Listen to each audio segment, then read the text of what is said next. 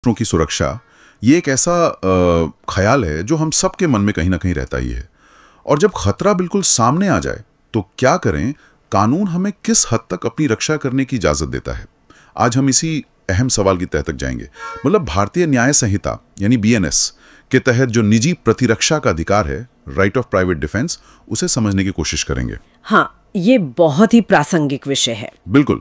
और हमारे पास जो आधार है वो है भारतीय न्याय संहिता का अध्याय 3, खासकर धारा 34 से 44। ये धाराएं ही बताती हैं कि अधिकार क्या है, कब मिलता है, कब नहीं। जी, यही इसका पूरा ढांचा तैयार करती हैं। तो हमारा मकसद सिर्फ इन धाराओं को पढ़ना नहीं है, बल्कि इनके पीछे का लॉजिक, इनकी सीमाएं और असल जिंदगी में इनके मायने क्या हैं, ये समझना है। मतलब कब ये अधिकार शुरू होता है, कब खत्म, और सबसे जरूरी, कितना बल प्रयोग ठीक है, जायज है। हाँ, कितना फोर्स इस्तेमाल कर सकते हैं। तो चलिए इस अहम कानूनी अधिकार के ताने बाने को थोड़ा खोलते हैं, समझते हैं। जी बिल्कुल। शुरुआत करते हैं एकदम बुनियादी बात से। धारा 34 ये क्या कहती है?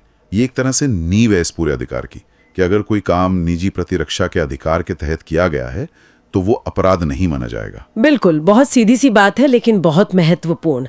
यहीं से सब शुरू होता है। सही। तो पहला सवाल मन में आता है, ये अधिकार है किसके लिए और किसकी रक्षा के लिए? धारा 35 शायद इसी बारे में। जी हाँ, धारा 35 इसका दायरा मतलब स्कोप तय करती है। ये कहती है कि हर व्यक्ति को अधिकार है। हाँ, कुछ सीमाएं हैं जिनका जिक्र हम आगे करेंगे। हाँ, वो जरूरी है जी, कि वो अपने शरीर की, और सिर्फ अपने नहीं, किसी भी दूसरे व्यक्ति के शरीर की भी रक्षा करें। अच्छा, दूसरों की भी? हाँ, किसी भी ऐसे अपराध के खिलाफ जिससे इंसान के शरीर को खतरा हो। और सिर्फ शरीर नहीं, संपत्ति भी, अपनी संपत्ति या किसी और की संपत्ति।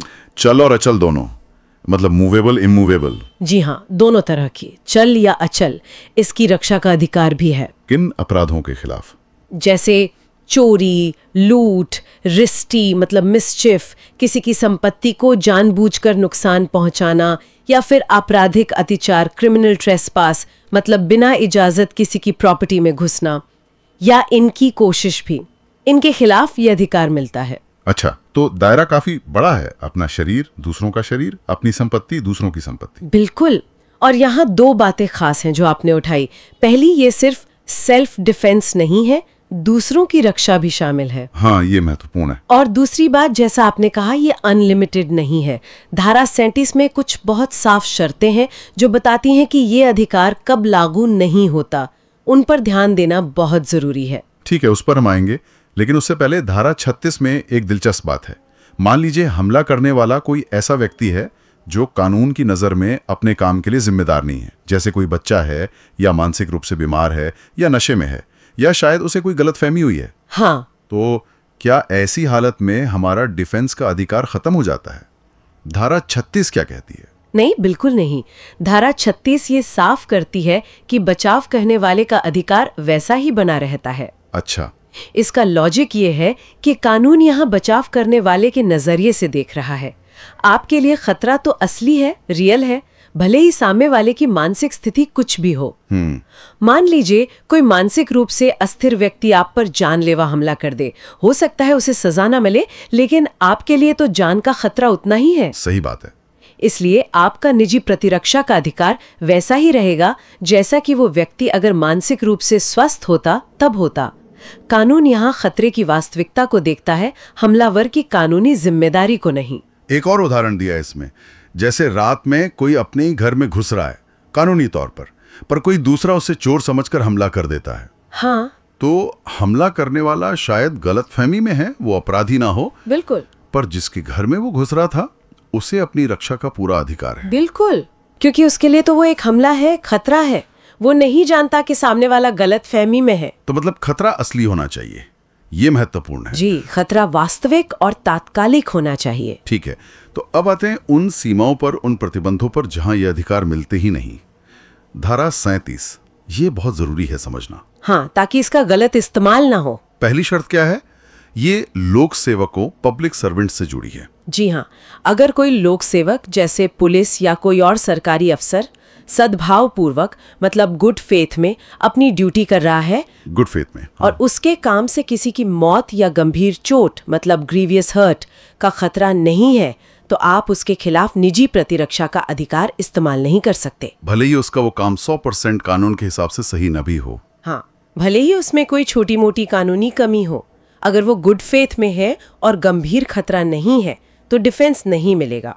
यही बात तब भी लागू होती है जब कोई उस लोक सेवक के डायरेक्शन पर काम कर रहा हो। अच्छा, इसका मकसद क्या है? मकसद है कि लोक सेवक बिना डरे अपनी ड्यूटी कर सकें, लेकिन इसमें भी पेंच है। सद्भावपूर्वक और गंभीर चोट का खतरा न होना ये बहुत महत्वपूर्ण है।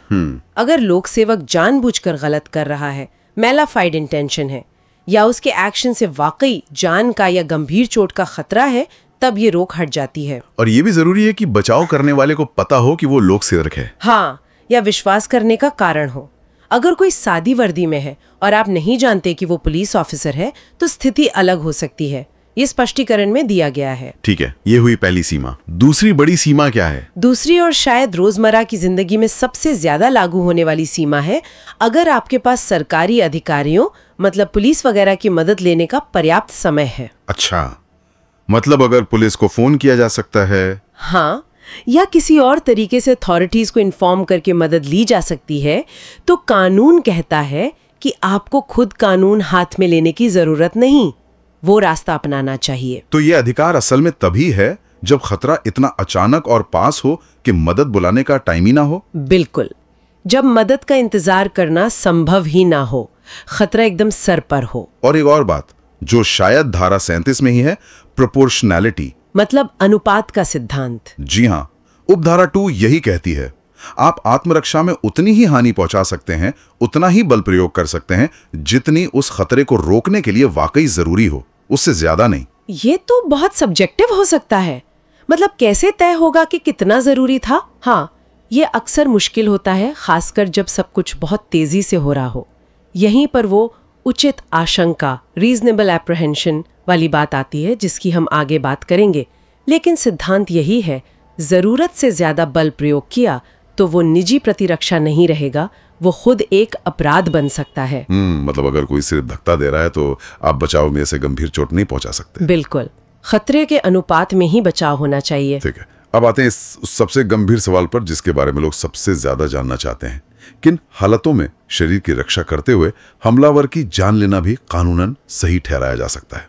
धारा 38 इसी की बात करती है। जी, धारा 38 ऐसी 7 स्थितियों को गिनाती है, लेकिन याद रखना होगा कि धारा 37 की शर्तें यहाँ भी लागू होती हैं, जैसे पुलिस की मदद लेने का समय न होना, बल का अनुपातिक होना वगैरह। हाँ, वो तो है ही। तो क्या है वो 7 स्थितियां? पहली, ऐसा हमला जिसे वाजिब तौर पर लगे कि नतीजा मौत हो सकता है, मतलब जान का खतरा। एक गंभीर चोट, ग्रीवियस हर्ट लगने की वाजिब आशंका हो। गंभीर चोट मतलब जैसे हड्डी टूटना, नजर चली जाना, स्थायी नुकसान। तीसरी, रेप करने के इरादे से किया गया हमला। चौथी, अप्राकृतिक वासना, अननेचुरल लस्ट पूरी करने के इरादे से हमला। पांचवी, किडनैपिंग या एब्डक्शन के इरादे से किया गया हमला, अपहरण। ठीक है। छठी, किसी को गलत तरीके से बंदी बनाने, रॉन्गफुल कॉन्फाइनमेंट का हमला, अगर बंदी बनाए गए व्यक्ति को लगे कि वो मदद के लिए अधिकारियों तक नहीं पहुंच पाएगा। अच्छा, मतलब ऐसी कैद जिससे निकलना और मदद मांगना नामुमकिन लगे। जी। और सातवीं, एसिड फेंकने या पिलाने का काम या उसकी कोशिश जिससे गंभीर चोट लगने की आशंका हो। ये सातों ही बहुत गंभीर स्थितियां हैं। हाँ, इन सभी में आप देखेंगे कि खतरे का लेवल बहुत ज्यादा है। कानून मान रहा है कि इन हालात में व्यक्ति की जान या शारीरिक सुरक्षा पर इतना बड़ा खतरा है कि अपनी रक्षा के लिए सबसे एक्सट्रीम कदम यानी हमलावर की जान लेना भी जरूरी हो सकता है। ये एक तरह से बचाव का आखिरी हथियार है। बिल्कुल, जब और कोई चारा ना बचा हो। लेकिन फिर वही बात, क्या वाकई जान लेना जरूरी था या कम बल से भी बचाव हो सकता था?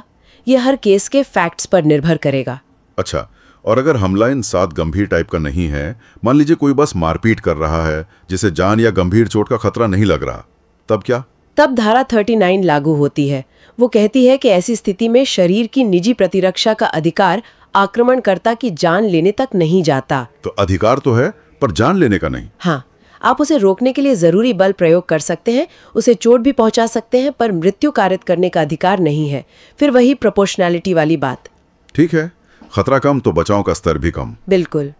अब एक और जरूरी सवाल, ये अधिकार शुरू कब होता है और कब तक रहता है? क्या असल में हमला होने का इंतजार करना पड़ता है? नहीं, इंतजार नहीं करना पड़ता। धारा 40 कहती है कि शरीर की निजी प्रतिरक्षा का अधिकार तब शुरू हो जाता है जब खतरे की उचित आशंका पैदा हो जाती है, रीजनेबल एप्रीहेंशन। मतलब अगर आपको ठीक ठाक लगने लगे कि हमला होने वाला है, भले ही हुआ ना हो। हाँ, अगर सिर्फ धमकी मिली है या कोई तैयारी कर रहा है जिससे आपको वाजिब डर लग रहा है, तो आपका अधिकार शुरू हो गया। ये उचित आशंका क्या है? मतलब सिर्फ मेरा डर काफी है? नहीं, सिर्फ आपका सब्जेक्टिव डर काफी नहीं। परिस्थितियां ऐसी होनी चाहिए कि कोई भी सामान्य समझ का व्यक्ति उस सिचुएशन में खतरा महसूस करेगा। ये एक ऑब्जेक्टिव टेस्ट है, मन का वहम नहीं। अच्छा, और ये अधिकार रहता कब तक है? जब तक वो खतरा बना रहता है, जब तक आपको वो रीजनेबल एप्रीहेंशन है कि अभी भी खतरा है। जैसे ही खतरा टल गया? हाँ, जैसे ही हमलावर भाग गया या उसे पकड़ लिया गया या स्थिति कंट्रोल में आ गई, तो ये अधिकार भी खत्म। उसके बाद अगर आपने बल प्रयोग किया तो वो आत्मरक्षा नहीं, वो शायद बदला लेना माना जाएगा। ठीक है, ये शरीर की बात हुई। अब आते हैं संपत्ति पर। क्या प्रॉपर्टी की रक्षा में भी किसी की जान ली जा सकती है? हाँ, कुछ खास और गंभीर स्थितियों में। धारा 40 इसकी बात करती है और यहाँ भी धारा 37 की सीमाएं लागू रहेंगी। तो कौन सी हैं वो स्थितियां संपत्ति के मामले में? पहली है लूट यानी रॉबरी, क्योंकि इसमें हिंसा या उसका डर शामिल होता है। ठीक है। दूसरी, रात के समय घर में सेंध लगाना या दरवाजा तोड़कर घुसना, हाउस ब्रेकिंग बाय नाइट, रात के समय। हाँ। तीसरी, किसी ऐसे घर, टेंट या जहाज में आग लगाना या विस्फोटक से नुकसान करना, मिस्चिफ बाय फायर और एक्सप्लोसिव। ये भी बहुत खतरनाक है जी। और चौथी, चोरी, रिश्ती नुकसान या घर में घुसपैठ, हाउस ट्रेसपास, ऐसी खतरनाक परिस्थितियों में करना जिससे ये वाजिब डर पैदा हो कि अगर रोका नहीं गया तो नतीजा मौत या गंभीर चोट हो सकता है। अच्छा, मतलब चोरी करते हुए भी अगर जान का खतरा पैदा हो जाए। हाँ, तो आप पैटर्न देख सकती हैं। ये संपत्ति के वो अपराध हैं जिनमें या तो हिंसा है या जो इस तरह से किए जा रहे हैं कि रहने वालों की जान को सीधा खतरा है, जैसे रात में घर तोड़ना या आग लगाना। कानून मान रहा है कि यहाँ हमलावर सिर्फ प्रॉपर्टी नहीं, जान के लिए भी खतरा बन गया है। इसीलिए ऐसी एक्सट्रीम सिचुएशन में जान लेने तक का अधिकार दिया है। पर अगर कोई दिन दहाड़े बागीचे से अमरूद तोड़ रहा है तब बिल्कुल नहीं। हाँ, वही बात शायद धारा 42 में है। जी, अगर संपत्ति का अपराध चोरी, नुकसान, घुसपैठ उन गंभीर प्रकारों का नहीं है जो धारा 41 में है, तो निजी प्रतिरक्षा का अधिकार तो है, लेकिन जान लेने तक का नहीं। मतलब चोर को रोक सकते हैं, शायद थोड़ी चोट भी पहुंचा सकते हैं अगर जरूरी हो। जी, पर जान नहीं ले सकते। बिल्कुल, जरूरत से ज्यादा बल नहीं। यहाँ भी प्रोपोर्शनैलिटी लागू होगी। ये संतुलन जरूरी है। जीवन का अधिकार संपत्ति से ऊपर है, सिवाय उन खास हालातों के। जी हाँ, बिल्कुल। अच्छा, और संपत्ति की रक्षा का अधिकार शुरू कब होता है और खत्म कब? धारा 43। हाँ, मूल सिद्धांत वही है। अधिकार तब शुरू होता है जब संपत्ति के लिए खतरे की उचित आशंका हो, रीजनेबल एप्रीहेंशन। और ये रहता कब तक है? ये अपराध पर निर्भर करता है। हाँ, ये थोड़ा अलग अलग है। जैसे चोरी के मामले में ये तब तक रहता है जब तक चोर संपत्ति लेकर भाग ना जाए या पुलिस की मदद ना मिल जाए या संपत्ति वापस ना मिल जाए, मतलब जब तक रिकवरी की कोशिश जारी है और खतरा है। अच्छा, और लूट में? लूट में जब तक हमलावर हिंसा कर रहा है या उसकी धमकी दे रहा है या जब तक उसका वो तात्कालिक डर बना हुआ है। ठीक है। और नुकसान या घर में घुसपैठ? उसमें जब तक वो अपराध चल रहा है, जब तक अपराधी वो काम कर रहा है। और रात में घर तोड़ने वाला? House breaking by night? उसमें जब तक वो घर के अंदर अनधिकृत रूप से मौजूद है, जैसे ही वो बाहर निकल गया और भाग गया, अधिकार खत्म। तो ये साफ है कि अधिकार की मियाद खतरे की मौजूदगी से जुड़ी है। हाँ, खतरा हटा, अधिकार हटा। अब एक बहुत ही मुश्किल और संवेदनशील स्थिति, धारा 44। सोचिए, आप पर जानलेवा हमला हो रहा है और खुद को बचाने का एक ही तरीका है कि आप कुछ ऐसा करें जिससे किसी बेगुनाह, किसी निर्दोष व्यक्ति को नुकसान पहुंचने का खतरा हो। क्या कानून इसकी इजाजत देता है? ये बहुत पेचीदा स्थिति है। धारा 44 एक खास उदाहरण से इसे समझाती है। हाँ, क्या उदाहरण है? उदाहरण है कि मान लीजिए ए पर एक भीड़ जानलेवा हमला कर रही है। ए के पास बचने का कोई रास्ता नहीं सिवाय भीड़ पर गोली चलाने के। लेकिन उस भीड़ में कुछ बच्चे भी हैं और गोली चलाने से उन्हें चोट लगने का खतरा है।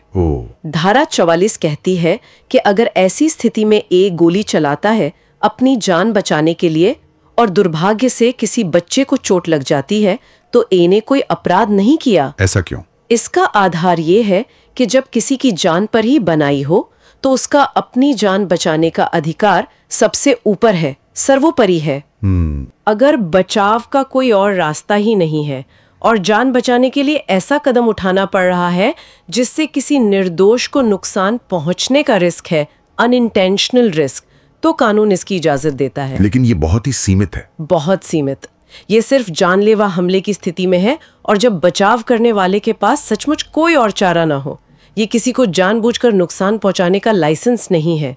ये एक एक्सट्रीम हालात के लिए एक बहुत ही रेयर बचाव है। ठीक है, तो अगर हम पूरी चर्चा को समेटें तो बीएनएस निजी प्रतिरक्षा को एक महत्वपूर्ण अधिकार मानता है। जी हाँ। ये अपनी और दूसरों की शरीर और संपत्ति दोनों की रक्षा के लिए है। जी हाँ। लेकिन ये बेलगाम नहीं है।